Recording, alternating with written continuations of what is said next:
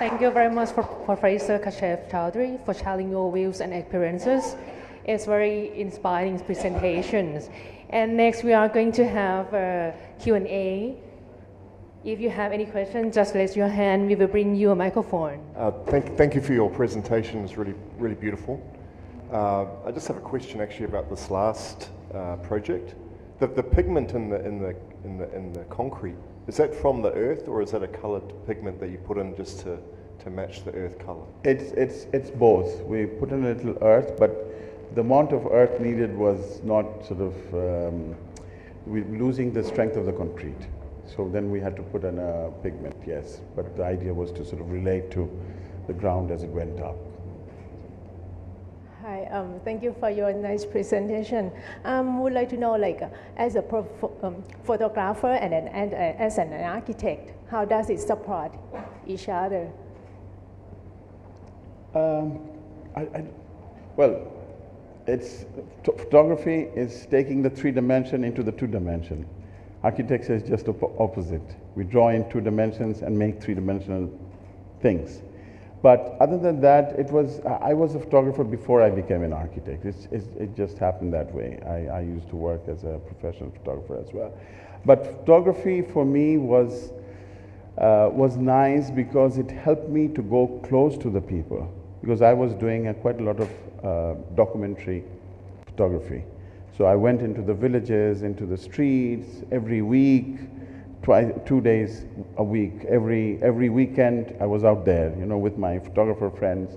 We were walking into the villages, and that made me go very close to the people. So sort of even going to people's homes and having meals with them. And this is something I think is missing many times for architects. As architects, we are many times in our studios. Of course, we do a lot of research and studies, but much of the field work is done by our associates, which in a way is a shame, in the sense, if you look at photographers, photographers don't have any associates. Even if you're a very famous photographer, like Robert Frank or somebody, you still go out and take those photographs. You know, you have to be there on site, so to speak.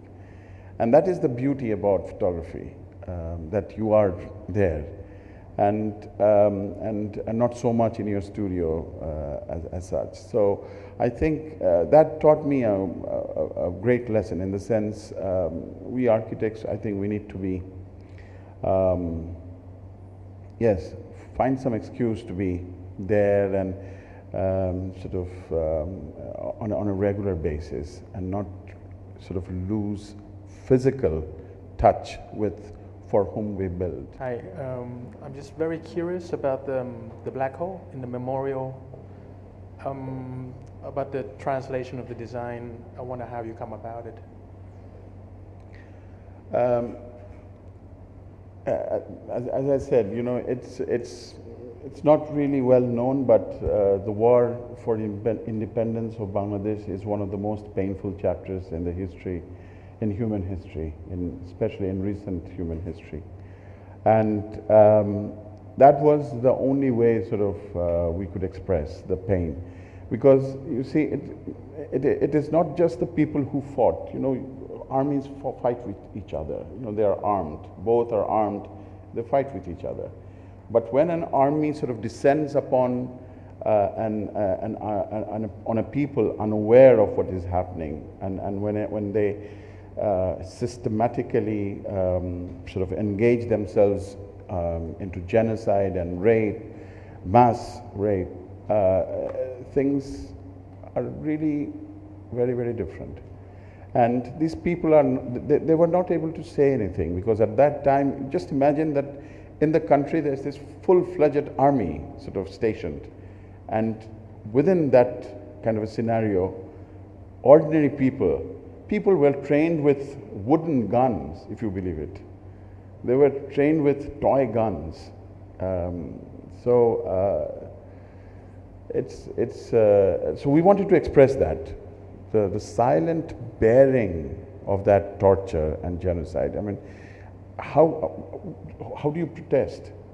You can protest to some other country, we did. We protested to our neighboring country, which is India. We protested worldwide in London, and you know there was this famous concert for Bangladesh, and all of these things happened. But in the country itself, you could not protest to anybody because the government is against you. The army is against you. So that was very important for us to show that the silent bearing of that unknown, undocumented torture. That was, yes, that was important.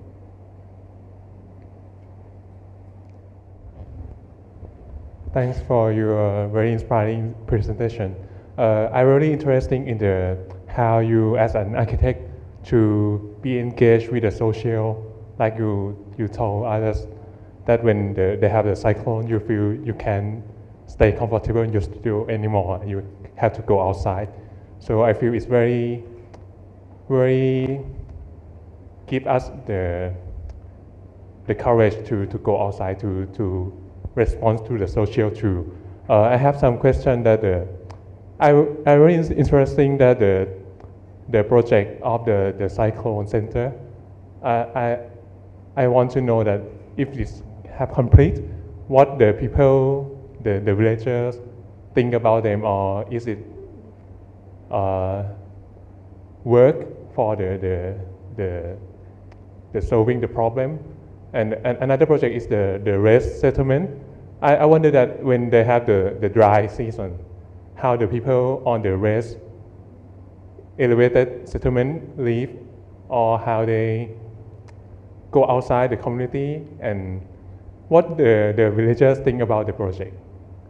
But I think it's very natural that you prepare the landscape and you let them grow naturally. But have you ever go back to ask the community what they think about it? I have these questions. So I guess there are a number of questions there.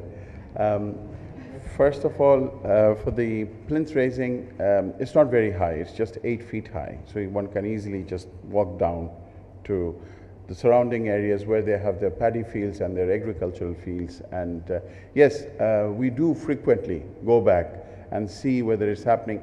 We built, between 2005 and 2012, we built about 12 of these plinths. And 5, I think, broke away. It just vanished because of the force of the water. It didn't last. I think 7 are there, and of them, I think 2 are again not in very good condition. So we go back, yes. One of the things, you learn a lot from these experiences. One of the persons who is a village headman over there, he said something very profound. He said, every day you go back home and you never think whether your home is there or not. Every day I go back, when I go back from my work, from my field, agriculture, I think whether I will go back to see my house there or not. So that's a very different kind of a life. And I think those, well, when we say architecture is static, it is rooted, but still, it makes you think, and it also, of course, makes you think about life and other things, So, yes, those projects, I guess, for an architect, you see, we architects, we are social workers. This is how I see it. This is how it has to be, especially in this age and time. We cannot be slave to corporate, imagery or advertisement or whatever it is. Somebody was saying for corporate identity, advertisement and architecture, these are the 2 strongest things. We cannot only do that. We cannot only build for rich people's houses or that sort of thing. I'm not saying there's wrong in it. There's architecture is very, it's very big. But definitely, we are social workers, for sure. And as social workers, we need to be out there in the society, not just, not just clubbing or not just enjoying ourselves, but really trying to understand the people for whom we build, to whom we serve. And that that sometimes I think gets lost in translation. That does happen, I think. And in this world, I think the last 20 years have taught us that we don't need these very, very expensive, iconic, landmark projects. Projects we don't really need, but projects, I mean, it's what they call the Bilbao effect, you know. Bilbao worked very well for Bilbao, the Guggenheim. It really worked very well. And it started a whole lot of these projects. And personally, I'm very critical of some of these. They spent hundreds of millions, and nowadays everything is $1 billion. You know, the Louis Vuitton project in France is $1 billion. And whether we need to spend that $1 billion to just bend glass and make that thing, I don't know. I don't know. In this same world where a few thousand miles away, people are without shelter for, God knows, for months or years. Even in Bangladesh at the moment, we are facing this huge refugee, I shouldn't say crisis, but I should say a kind of an event. And so we do not have enough funds for anything.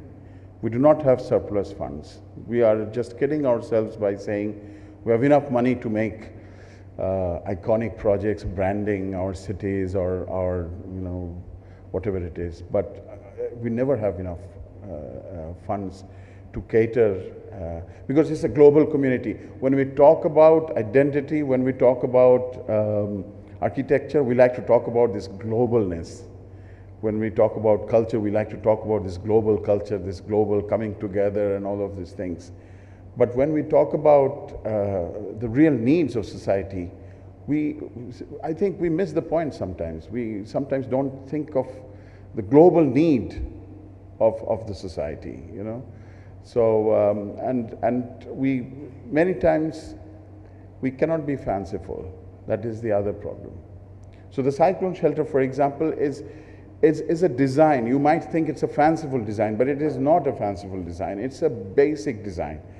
We have tried to put in as much creative effort in it as possible so that it becomes known to the people. It becomes very quickly known to the people. And all we're trying to do is make a prototype. And then after we have done this, we will formally give it to the government, the concerned ministry. We will give it to them. We'll give all the drawings for free, of course. And many of the projects that I showed today is done pro bono. We don't have fees for them. I'm not saying that everybody has to do that. I'm just saying that we all can give back to the. I studied in a university almost for free. It's a public university. It's you know, almost for free. And so how do I give back? I guess that's one of the very few ways sort of we can give back to society needing our input, other than just some fanciful, personal kind of, sometimes even whimsical kind of design ideas. That I find troubling. In this world, I think that's a little bit troubling. I think investigation and a thorough knowledge and research and a real commitment can really result in meaningful architecture. Architecture that people really need. Architecture that people can really use. I mean, a shopping center can be a very meaningful architecture, for sure. I mean, it's not just, it doesn't have to be all cyclone shelters all around.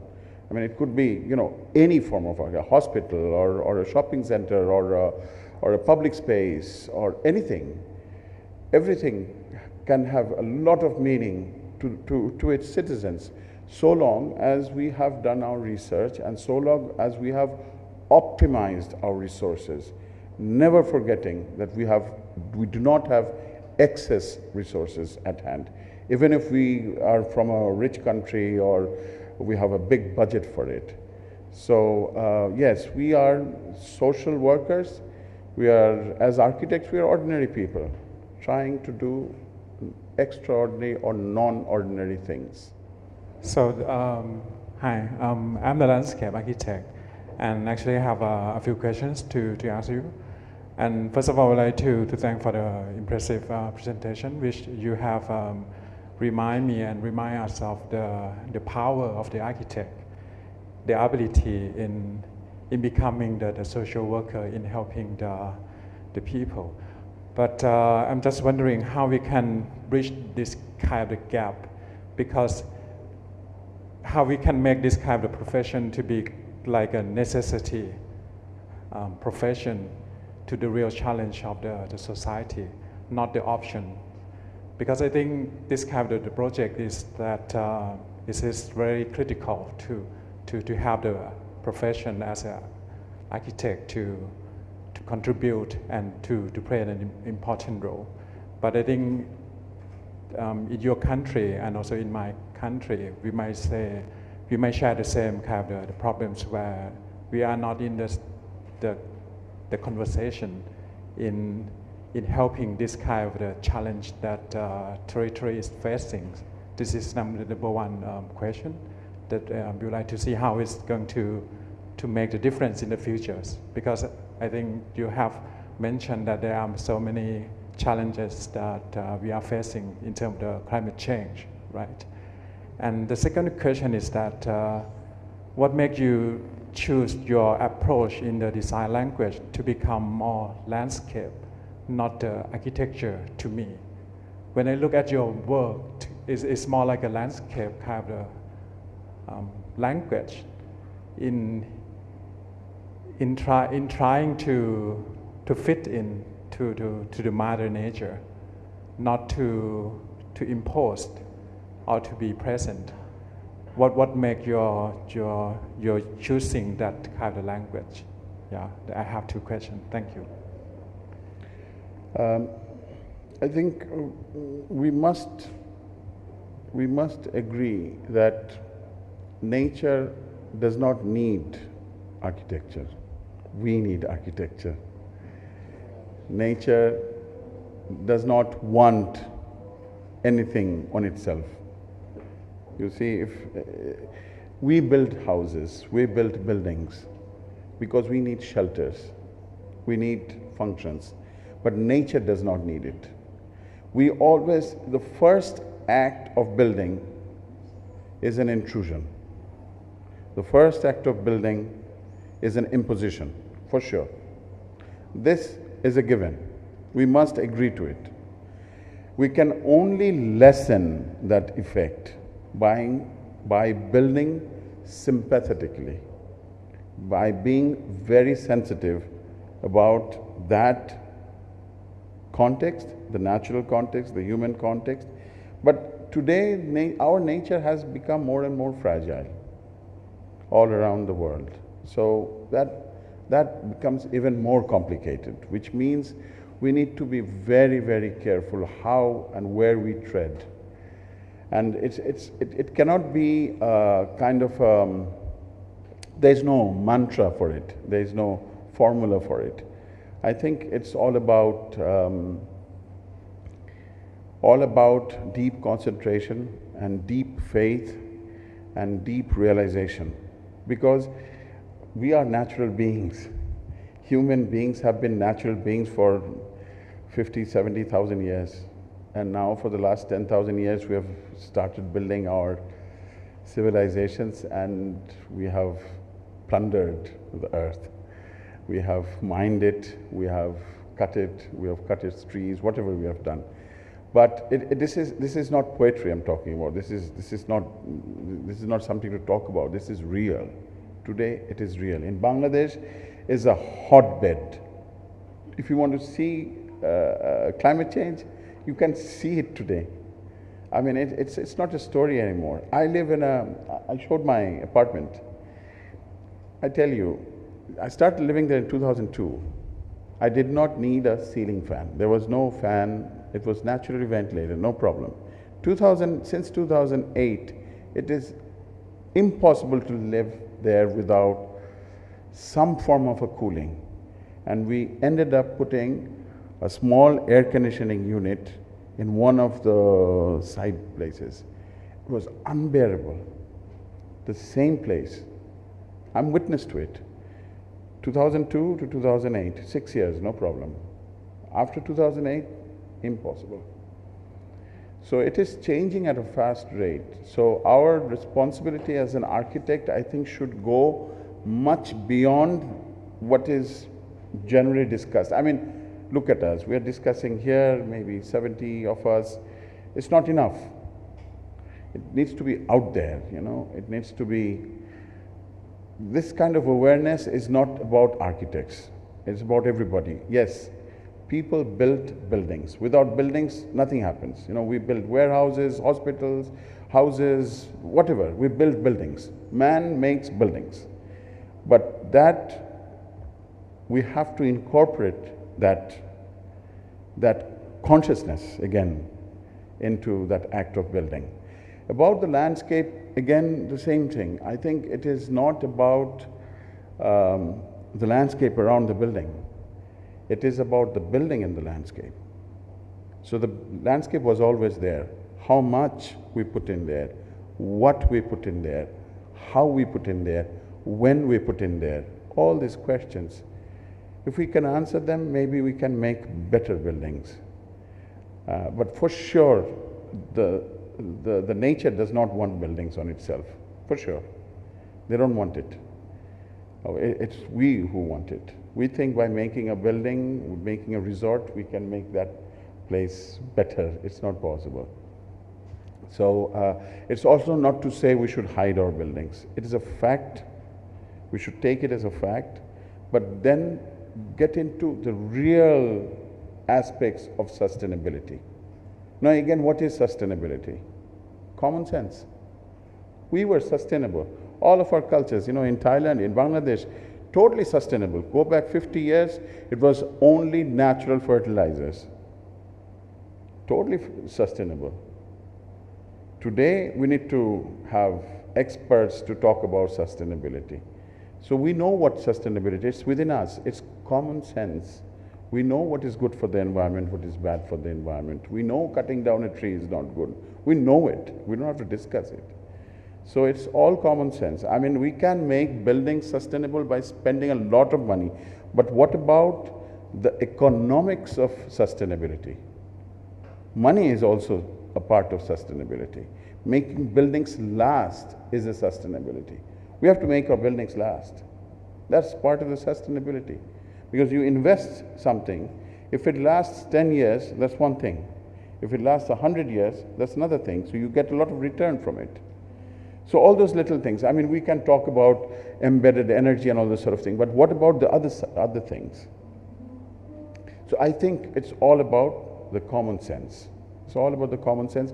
And the landscape, for sure, we are foreigners to this landscape. We must treat ourselves as foreigners visiting these landscapes. And unless we really understand it, we will remain foreigners. Thanks for the fantastic presentation. I have one question. What are the distinctive points of tropical architecture in Bangladesh? Because I saw from your presentation, it's not concerned about the building, but you have to concern about the natural disaster that frequently happen in Thailand. I think Thailand and Bangladesh, as you might know, share quite a lot of common things in terms of natural sort of phenomenon and natural conditions. Your soil condition is very similar to our soil condition. You know, it's not very high load bearing. And then you have rain, a lot of rain, and you have heat. It's very similar in many ways. But as I was just saying, it is, as this is designed, you know, this is the way to go forward, to make sure that we maximize naturally ventilated, low energy consumption areas. We maximize that. We cannot make it 100%. It's not possible. If this was not air conditioned, you would not be able to hear me speak. So this is essential it's necessary to air condition this. So any non-essential spaces should be not air conditioned. So for example, the worst examples are the office buildings, the office towers with which are glass chimneys. You keep on heating them and then you keep on cooling them using a lot of energy. So those are wrong, for sure. The shopping center atriums, large atriums full of centrally air-conditioned spaces. You continuously pump in cool air, and you try to make it cool, and that for sure has to be wrong. So things like that, you know, in the tropics, there is no such thing as tropical architecture. I don't believe it. There's no. This is architecture. This is architecture. Yes, in the tropics. So it's how people have lived. Again, look at the vernacular. Look at the way people have lived for thousands of years. A house, a courtyard, and something in the front, something at the back. So, for example, in our country, we say you have a house, and then you have a pond, and you have a courtyard, and then you have a shade, that sort of thing. So, so that kind of, I'm not saying you need to have a pond. You can have a reflecting pool. You can turn that into a lake, for example. So all of that, I think, is very similar. So living in the tropics is all about the linen shirt, for example. So living comfortably. And I think we don't need to follow Western models. We don't need to. I showed you Caspar David Friedrich's image of that pale winter morning. We don't need that because we are not in Norway, for example, and we don't need to use glass in that way. We don't need to totally insulate our buildings. We don't need to make tight buildings. We need to make porous buildings. And the more, even office buildings, Charles Correa has a very interesting, this is, I don't know if it's very well known, but he has a very interesting shopping mall in Calcutta, where a long time ago in the 1980s, he designed this. Only the shops are air conditioned. So the intermediate spaces are all naturally ventilated. A brilliant idea. But you know what? Nobody picked up on it. There was no repetition of that. Very strange. Nobody copied that. Nobody took that idea. Nobody said, oh, wow, what a brilliant idea. Nobody did that. The same goes for his Kanchenjunga apartments in Bombay. So when we talk about architects, I think we are in some ways unfortunate. I heard Charles Correa say that he built the Kanchenjunga apartments in Bombay, which is a wonderful piece of architecture, both visually and climatically.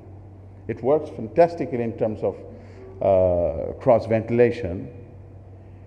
And after he built that I think he finished it in 1981 or something. After that, he did not get a single commission in the city of Bombay. He lived and worked in Bombay. He did not get another building commission in Bombay. Can you believe it? So this is where architects are. And Charles Correa is a famous architect in India. He was always famous. So there's something wrong. People don't understand architecture. People really don't. And I think now today there are many award systems, many organizations who are promoting these ideas through films and books. Arsomsilp is one of them, I understood. And this is very important to sort of make people understand how our living environment, how our built environment and our built heritage can be better through just a better design. And that is, I guess, the only way forward. Thank you. I don't have a question, but I'd like to, just make my presence known. I want to thank Arsomsilp, especially the chairman, for inviting me to this wonderful lecture. I wouldn't have missed it. And I want to congratulate Kashef for being here. It's a great privilege to listen to you. And I'm the ambassador of Bangladesh in Thailand, trying to build bridges of friendship and cooperation between the two countries. And you just did it so wonderfully with the Thai architectures, the whole room full of people here who are devotees to architecture. Kashef, I just noticed from your Wikipedia CV that you studied civil engineering. No, my father was civil. Oh, your father was civil. So, well, there's only one thing we have in common with Kashef, me and Kashef. We graduated from the same university, Bangladesh University of Engineering and Technology. It pains me to know that you have contributed so much in creating what we can, if you may, call social architecture, and sustainable architecture. But isn't there a network of architects all over the world doing that in the age of sustainable development goals, where you just mentioned there's just no extra resources, there's no extra money, when so much money is being spent and wasted? So what is your opinion? How can we help, especially from the governments, from the international organizations? Because I know that when we make a building, one of the sustainable development goals, perhaps goal 15, is building sustainable cities. And how does the architectural community fit into there? I mean, someone said we need to have a voice. So how does the voice integrate into the sustainable development architecture? Could you recommend something that we can recommend to our government, and perhaps the Bangladesh government and Thailand can work together towards that end? Thank you. Thank you very much. Thank you for coming today. Yes, it just appears that there is really no such network. I think you are right. There is no such network. I'm not aware of any network where, COP21 and all those seminars, they hardly invite architects. I'm not aware of any architect being invited to such forums on climate change or environmental strategies. I think this is a very big point. Actually, we should all think about this, because buildings are one of the major sort of components which are generating, heat and is responsible for energy consumption and all those things. But I really don't think there is. Well, there are some small groups, some kind of peer groups, but for sure they're not invited to the major forums. It's true, and I'm a little bit shocked to sort of think about this. It's true, we are not invited. I mean, I've been invited to forums on environmental impact and change, but mainly centering on architects. So the audience were architects and the speakers were architects, but not in general forums, no. I think that is one thing we should all think about. Maybe there should be general forums where architects are talking more and more about climate change and how simple methods of building. I mean, we don't need always to think about a certain material, a certain strategy, but various strategies of how we can make a more assured future for ourselves. Thank you very much for your answer. And please give a big round of applause to our speaker, Professor Kashef Chowdhury.